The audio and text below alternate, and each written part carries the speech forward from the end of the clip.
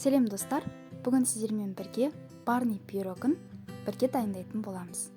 Бұл пирог өте дәмді және жұп-жұмсақ болып шығады. Міндетті түрде бізбен бірге жасап көріңіздер.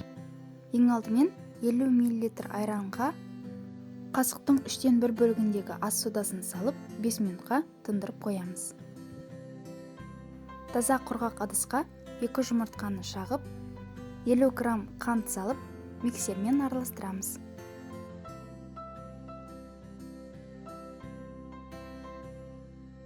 Қою көбікке айналған соң, жарты шай қасық ванилин саламыз.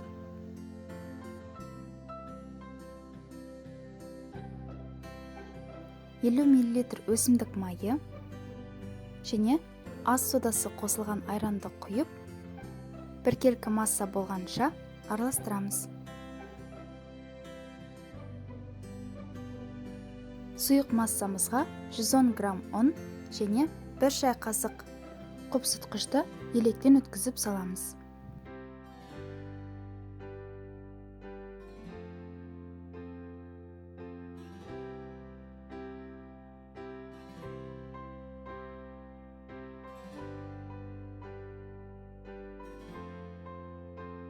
Диаметрі 18 см қалыптың түбін және қабырғасын өсімдік майымен майлап шығамыз.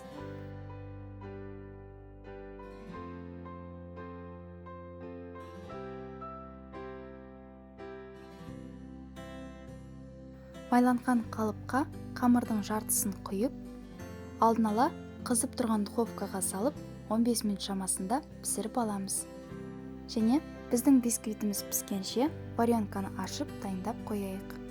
Бисквит осылай көтеріліп пісті. Енді 2 ас қасық варенка салып, тегістеп жағып шығамыз. Қалған қамырды үстіне біркелкі етіп салып, оны да тегістейміз. Қайтадан духовкаға салып 10-15 минут шамасында пісіріп аламыз.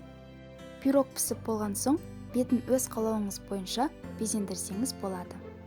Менде вареная сгущенка, жер жаңғақ және кокос ұнтағы.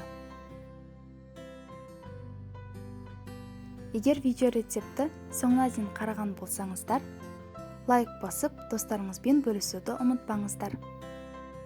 Сіздерге рецепт ұнады деген ойдамын. Бізбен бірге болғандарыңыз үшін алғысым шексіз. Келесі кездескенше.